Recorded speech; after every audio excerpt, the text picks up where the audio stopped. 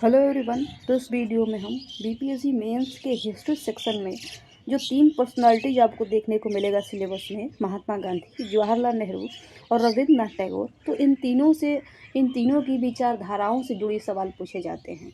तो अब तक हमने महात्मा गांधी की जो भी धाराएं हैं, अलग अलग टॉपिक्स पे इनकी क्या विचारधारा है, उसको कंप्लीट किया है वीडियो में, और उसका पीडीएफ भी हमने टेलीग्राम में शेयर कर दिया है, इंग्लिश और हिंदी दोनों पीडीएफ। और इस वीडियो में हम जवाहरलाल नेहरू से जुड़ी जो भी विचारधाराएं हैं, जवाहरलाल नेहरू की जो विचारधारा है उसको पढ़ेंगे। ये हिंदी में वीडियो होगा, लेकिन इसका हिंदी और इंग्लिश दोनों पीडीएफ आपको टेलीग्राम में मैं शेयर कर दूंगी। तो जवाहरलाल नेहरू की विचारधारा देखते हैं, इसमें क्या दिया गया है। तो भारतीय स्वतंत्रता संग्राम के महान सेनानी और स्वतंत्र भारत के प्रथम प्रधानमंत्री जवाहरलाल नेहरू का जन्म 14 नवंबर 1889 को इलाहाबाद में हुआ था। उनके पिता पंडित मोतीलाल नेहरू और माता स्वरूप रानी के वे एकमात्र पुत्र थे। घर पर संपन्न प्रारंभिक शिक्षा के बाद 15 वर्ष की आयु में उन्हें इंग्लैंड के हैरा स्कूल भेजा गया। उसके बाद उन्होंने ट्रिनिटी कॉलेज में शिक्षा ग्रहण की। तत्पश्चात कैम्ब्रिज विश्वविद्यालय से रसायन शास्त्र, भूगर्भ विद्या और वनस्पति शास्त्र विषय लेकर स्नातक की उपाधि प्राप्त की।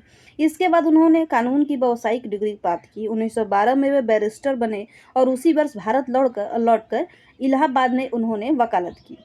लेकिन वकालत में मन न लगने के कारण वे भारतीय राजनीति में भाग लेने लगे। 1912 में ही उन्होंने बांकीपुर यानी कि पटना में होने वाले भारतीय राष्ट्रीय कांग्रेस के अधिवेशन में प्रतिनिधि के रूप में भाग लिया। 1916 ईस्वी के लखनऊ अधिवेशन में वे सर्वप्रथम महात्मा गांधी के संपर्क में आए। उसी वर्ष उन्होंने कुमारी कमला कौल से विवाह किया, जिससे उन्हें एक पुत्री इंदिरा और एक पुत्र प्राप्त हुआ, जिससे शीघ्र ही उसकी मृत्यु हो गई। तो कमला कौल से इन्होंने शादी की थी, उन्हें एक पुत्री इंदिरा गांधी का जन्म हुआ था, जो लंबे समय तक भारत की प्रधानमंत्री रही, और एक पुत्र की भी प्राप्ति हुई थी, लेकिन उनकी शीघ्र ही मृत्यु हो गई। पंडित नेहरू भारतीय राजनीति में एक प्रमुख व्यक्ति थे। राजनीति के साथ साथ वे ख्याति प्राप्त लेखक भी थे। 1936 ईस्वी में प्रकाशित उनकी आत्मकथा को समूचे विश्व में आदर मिला। India and the world, Soviet Russia, glimpses of world history, unity of India तथा इंडिपेंडेंस एंड आफ्टर उनकी प्रमुख कृतियां हैं। इनमें से अंतिम दो पुस्तकें उनके फुटकर लेखों तथा भाषणों का संग्रह है। अब जवाहरलाल नेहरू यानी कि पंडित नेहरू के विचारों के बारे में दिया गया है। तो जवाहरलाल नेहरू स्वप्न दृष्टा थे। नेहरू का चिंतन काफी हद तक व्यवहारिक था। उन्हें प्रायः ऐसा महसूस होता था कि अति आध्यात्मिकता मनुष्य के यथार्थ बोध को कम कर देती है। उनके इस दृष्टिकोण के कारण कभी कभी धार्मिक वृत्ति के लोगों को यहाँ तक महसूस होने लगता था कि कहीं नेहरू अनिश्वरवादी या भौतिकवाद के समर्थक तो नहीं है। भारतीय संस्कृति के अंधविश्वासों और कर्मकांडों पर वे कड़ा प्रहार करते थे। वे धर्म और संप्रदायों से जुड़ी मान्यताओं का भी खंडन करते रहते थे। लेकिन इसका मतलब यह कतई नहीं है कि नेहरू को अभारतीय मान लिया जाए। वे रूढ़िवादिता को भारत की प्रगति में सबसे बड़ी बाधा मानते थे। उनका कहना था कि अप्रासंगिक हो चुकी परंपराओं को हमें बेदर्दी से उखाड़ फेंकना चाहिए, लेकिन जो परंपराएं हमें आगे का रास्ता दिखाने में मदद करें उन्हें संजो कर रखना चाहिए। नेहरू की दृष्टि वैज्ञानिक और तार्किक थी। उनका कहना था कि बिना तर्क और तकनीक के हम न तो आर्थिक क्षेत्र में सफलता प्राप्त कर सकते हैं, न सामाजिक क्षेत्र में। नेहरू के इस दृष्टि के फलस्वरूप ही भारत की स्वतंत्रता के पश्चात आधुनिकता की तरफ तेजी से कदम बढ़ा सका। कुछ प्रमुख मुद्दों पर नेहरू के विचार इस प्रकार हैं। तो ये एक तरह से भूमिका दे दिया गया है, पंडित नेहरू की विचारधाराएं किस प्रकार से थी, किस तरफ उनका विचारधारा जाता था। अब उनके कुछ विचारधाराओं के बारे में दिया गया है। पहला दिया गया है गुट निरपेक्षता का सिद्धांत। तो विश्व के देशों में किसी भी गुट में शामिल न होकर अपनी भूमिका का निर्धारण अपनी मान्यताओं और मूल्यों पर करना ही क्या है, गुट निरपेक्षता है। गुट निरपेक्षता दो शब्दों गुट और निरपेक्ष यानी अलग रहने से मिलकर बना है। नेहरू के समय विश्व दो गुटों में बटा था, एक पूंजीवादी और दूसरा साम्यवादी। इसके कारण उस समय शीत युद्ध का दौर चल रहा था और किसी गुट विशेष में शामिल होने का मतलब होता शीत युद्ध और संघर्ष में तेजी लाना। एक गरीब देश होने के कारण भारत को अपने को युद्धों में झोंक कर अपना अस्तित्व नहीं मिटा सकता था। हमारी उन्नति इसमें थी कि हम शीत युद्ध की छाया में अपने को बचाते हुए दोनों गुटों से बिना किसी द्वेष के सहायता प्राप्त कर सके। गुटनिरपेक्ष नीति पर चलते हुए नेहरू ने यह घोषित किया कि हम राष्ट्रों के मित्र हैं, लेकिन गुटनिरपेक्षता का अर्थ आक्रमण की स्थिति में निष्क्रिय पड़े रहना नहीं है। ऐसे अवसर पर हम अपनी रक्षा का पूरा प्रयास करेंगे और यदि जरूरत हुई तो मित्र देशों से सहायता भी लेंगे, लेकिन शीत युद्ध को बरकरार रखने के लिए हम किसी गुट में शामिल नहीं होंगे।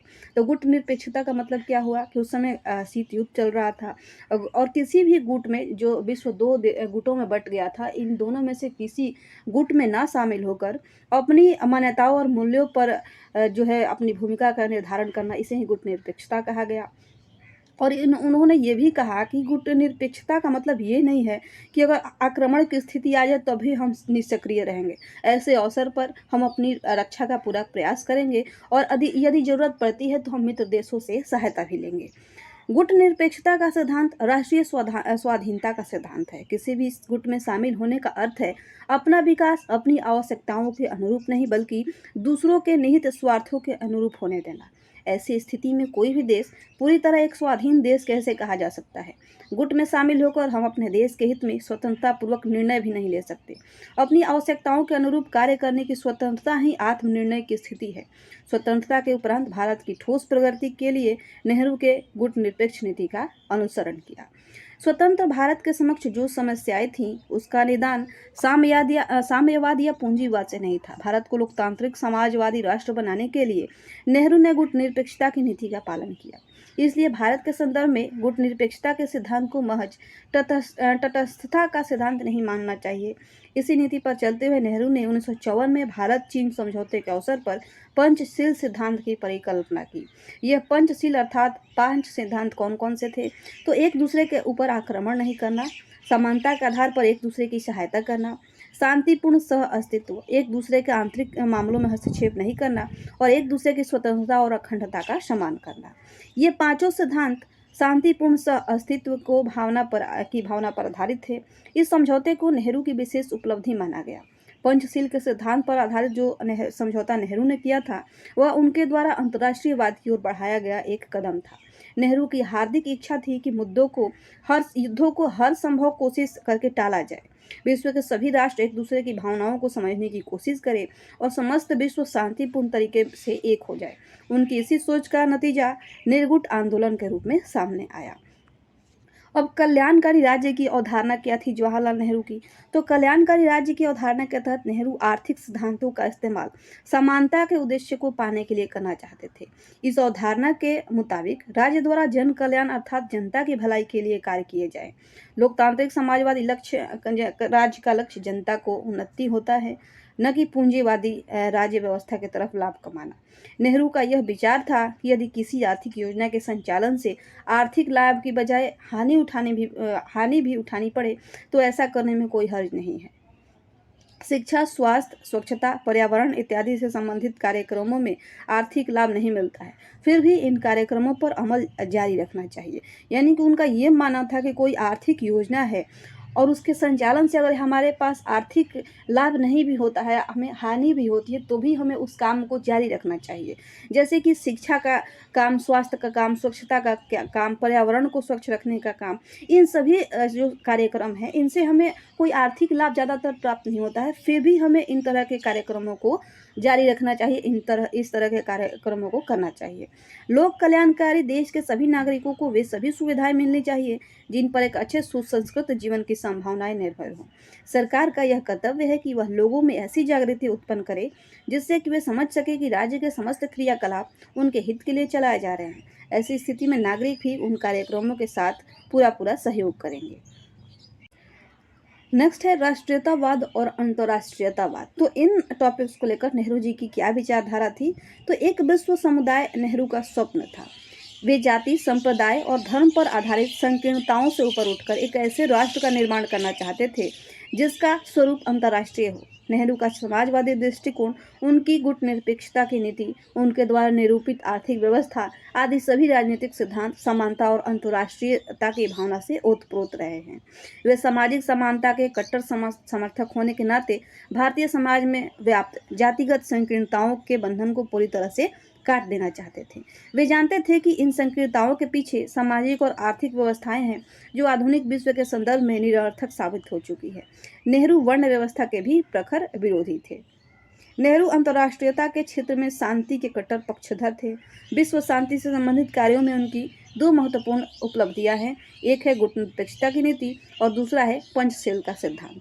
नेहरू गांधी जी के इस विचार से कतई सहमत नहीं थे कि भारत को पश्चिमी सभ्यता की आवश्यकता नहीं है। गांधी जी का क्या विचार था कि भारत को जो है पश्चिमी सभ्यता की आवश्यकता नहीं है, लेकिन नेहरू जी जो थे इस बात से वो सहमत नहीं थे। गांधी जी के इस विचार से नेहरू जी सहमत नहीं थे। वे भारत की कल्पना बिना अंतर्राष्ट्रीयतावाद के नहीं कर सकते थे। उनका मानना था कि आधुनिक युग में विज्ञान ने जो परिवर्तन दिए हैं उनके कारण भारत अब सिकुड़ा अकेले में नहीं जी सकता। अंतर्राष्ट्रीयता के मार्ग पर अग्रसर होने के लिए एकमात्र उपाय यही है कि हम अपने अतीत से सबक लें। आगे है लोकतांत्रिक समाजवाद। तो लोकतांत्रिक समाजवाद को लेकर जवाहरलाल नेहरू की क्या विचारधारा थी? तो नेहरू की भारत को सबसे बड़ी देन उनका लोकतांत्रिक समाजवाद का सिद्धांत माना जा सकता है। वे इस सिद्धांत को भारत ही नहीं अपितु समूचे विश्व के संदर्भ में देखते थे। नेहरू के पहले तक यह समझा जाता था कि लोकतंत्र में समाजवाद संभव नहीं है। समाजवादी समाजवाद में व्यक्ति की अपेक्षा राज्य को अधिक महत्व प्राप्त होता है।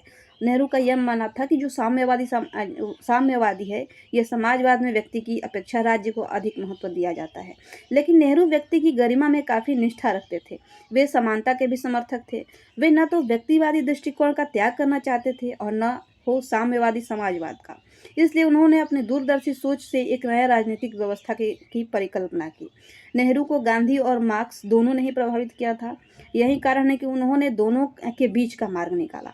उनकी मौलिकता उन दोनों के विचारकों के सिद्धांतों में समन्वय स्थापित करने भर ही नहीं है। उनकी मौलिकता इस बात में है कि इन्होंने इस नई पद्धति को एक जीवन पद्धति के रूप में स्वीकार किया और उसे व्यवहारिक स्वरूप प्रदान किया। नेहरू ने जिस समाजवादी समाज की स्थापना की उसे अपनी आर्थिक नीतियों में भी ढाला और उसी के अनुरूप राजनीतिक व्यवस्था भी बनाई। आर्थिक विचार क्या थे जवाहरलाल नेहरू की? तो नेहरू एक समाजवादी समाज की स्थापना करना चाहते थे। समाजवाद के आर्थिक पहलू को साकार किए बिना यह संभव नहीं था। नेहरू गरीबी और असमानता को भारत में व्याप्त सभी समस्याओं का कारण मानते थे। यहाँ एक तरफ तो अमीरी की ऊंची दीवार खड़ी और दूसरी तरफ गरीबी की गहरी खाई है।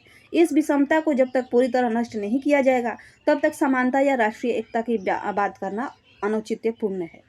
नेहरू ने अपने लोकतांत्रिक समाजवाद की स्थापना के लिए एक मिश्रित अर्थव्यवस्था के सिद्धांत का प्रतिपादन किया। साम्यवादी विचारों के समर्थक होते हुए भी साम्यवादी व्यवस्था की तरह अर्थव्यवस्था को पूरी तरह राष्ट्रीयकरण के पक्ष में ये नहीं थे, लेकिन ये अर्थव्यवस्था को पूर्णतः पूंजीपतियों के हाथ में छोड़ देने के पक्ष में भी नहीं थे।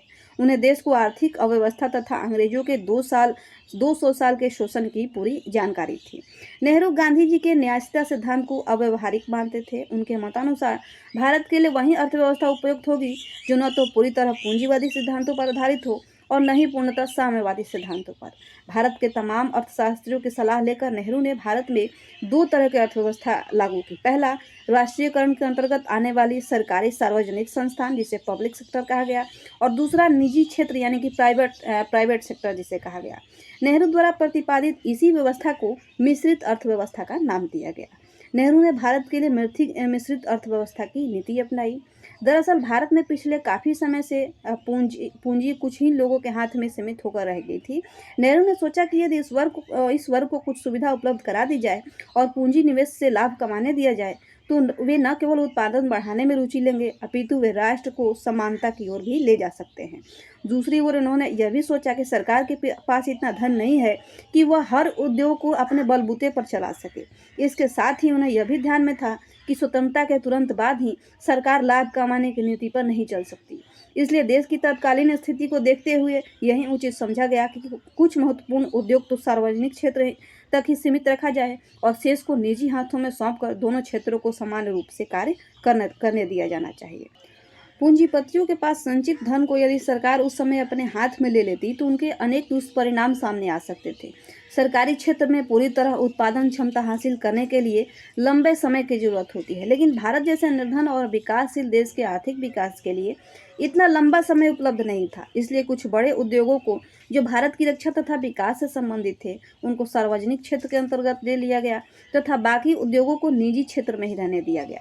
निजी क्षेत्र को स्वच्छंद नहीं छोड़ा गया। उनके उनके नियमन के लिए सरकार द्वारा लाइसेंस का प्रावधान, न्यूनतम वेतन निर्धारण, काम के निश्चित अवधि के संबंध में कानून बनाए गए। सरकार में इस बात का बराबर ध्यान रखा कि पूंजीपतियों की लाभ कमाने की प्रवृत्ति में शोषण करने का अवसर न आने पाए। अब अगला है औद्योगिकरण और कुटीर उद्योग को लेकर नेहरू जी की विचारधारा। नेहरू गांधी के उस मत के समर्थक नहीं थे कि भारत को बड़े उद्योगों तथा मशीनों की आवश्यकता नहीं है। उनका विश्वास था कि जब तक भारत का बड़े पैमाने पर औद्योगिकरण नहीं होगा, तब तक भारत विश्व के बड़े राष्ट्रों के सम्मुख खड़ा नहीं हो सकता है। उनकी आस्था थी कि उद्योगों का लाभ किसी क्षेत्र विशेष को न मिलकर समस्त क्षेत्र को मिलना चाहिए और इस उद्देश्य की पूर्ति छोटे उद्योग कदापि नहीं कर सकते। इसके लिए आवश्यक है कि बड़े उद्योगों की संख्या को धीरे धीरे बढ़ाया जाए ताकि देश की आर्थिक स्थिति उसी सीमा में पहुंच जाए जहां औद्योगिक क्रांति के बाद यूरोपीय देश पहुंच चुके हैं। इसका अर्थ यह नहीं समझना चाहिए कि नेहरू लघु कुटीर उद्योगों के विरोधी थे। वे इतना अवश्य मानते थे कि कुटीर उद्योगों से रोजी रोटी की समस्या भले ही किसी हद तक सुलझ जाए, लेकिन मात्र इससे भारत विकसित देशों की श्रेणी में कतई नहीं आ सकता। वे बराबर कहते थे कि भारत बड़े उद्योगों के साथ साथ छोटे कुटीर उद्योगों की भी आवश्यकता है। उनका अटल विश्वास था कि बगैर औद्योगिक उन्नति के भारत जैसे विशाल देश की समस्याओं का निराकरण नहीं हो सकता है। अब आर्थिक नियोजन के तरफ उनकी क्या विचारधारा थी, तो नेहरू समयबद्ध आर्थिक योजनाओं के समर्थक थे। उनके अनुसार अव्यवस्थित तरीके से देश को आर्थिक उन्नति संभव नहीं हो सकती है। उन्नति के लिए एक निश्चित कार्यक्रम होना चाहिए और इसके माध्यम से दो विशेष पहलुओं पर ध्यान देनी चाहिए। पहला, देश की आर्थिक आवश्यकताओं और दूसरा, योजनाओं को संचालित करने के लिए धन का समुचित प्रबंध। नेहरू यह अच्छी तरह जानते थे कि अमेरिका जैसे उद्योग प्रधान देश की सफलता का मुख्य कारण समुचित नियोजन प्रक्रिया ही है। रूस यानी कि पूर्व सोवियत संघ के व्यक्तिगत अनुभव से उनकी इस भावना को काफी अधिक बल मिला था। उन्होंने देखा था कि किस तरह रूस एक साधारण कृषि प्रधान देश से आगे बढ़कर शीघ्र ही एक उद्योग प्रधान देश बन गया। संभवतः सर्वप्रथम 1938 में उनके दिमाग में आर्थिक नियोजन की बात आई और स्वतंत्रता प्राप्ति के उपरांत 1950 में उन्होंने पहली बार योजना आयोग का गठन किया, जिसका उद्देश्य देश का नियोजित आर्थिक विकास करना था और तब से पंचवर्षीय योजनाओं के माध्यम से देश का तीव्र औद्योगिक विकास संभव हो सका। धर्मनिरपेक्षता का सिद्धांत। तो जवाहरलाल नेहरू की धर्मनिरपेक्षता का सिद्धांत ये था कि आलोचक नेहरू को अधार्मिक व्यक्ति मानते थे, लेकिन नेहरू न तो अधार्मिक थे और न ही किसी धर्म के निंदक। लेकिन धर्म के नाम पर किए जाने वाले प्रदर्शन को वे बिल्कुल पसंद नहीं करते थे। वे व्यक्ति के जीवन में धर्म द्वारा निभाई जाने वाली भूमिका का अवमूल्यन नहीं करते थे। विज्ञान तथा तकनीक में अटूट विश्वास होने के बावजूद उन्होंने इस बात की जिद नहीं की कि सब कुछ मनुष्यों के पहुंच में है। नेहरू ने नैतिक मूल्यों का सदा आदर किया, लेकिन वे धर्म या संप्रदाय के आधार पर किसी प्रकार का समझौता करने में विश्वास नहीं करते थे। वे धर्मनिरपेक्षता के कट्टर समर्थक थे। उनका विचार था कि राष्ट्र की स्थापना धर्म के आधार पर नहीं की जा सकती और यही कारण है कि उन्होंने भारत का स्वरूप धर्मनिरपेक्ष बनाने पर विशेष बल दिया। उन्होंने धर्मनिरपेक्षता की व्याख्या भारतीय संविधान के अनुरूप की है। उन्होंने कहा है कि धर्मनिरपेक्षता का मतलब अधर्म की स्थापना करना नहीं है।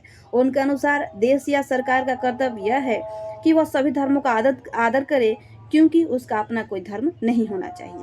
तो ये थे जवाहरलाल नेहरू से संबंधित उनकी कुछ विचारधाराएं, जो कि आपको बीपीएससी मेंस के जीएस पेपर 1 में ये इन सारी विचारधाराओं से अगर क्वेश्चन पूछा जाता है तो ये हेल्प करेगा ये पीडीएफ। तो नेक्स्ट वीडियो में हम रविन्द्रनाथ टैगोर से जुड़ी जो भी विचारधाराएं हैं इसके बारे में पढ़ेंगे। यहाँ तक वीडियो देखने के लिए आपका बहुत बहुत धन्यवाद।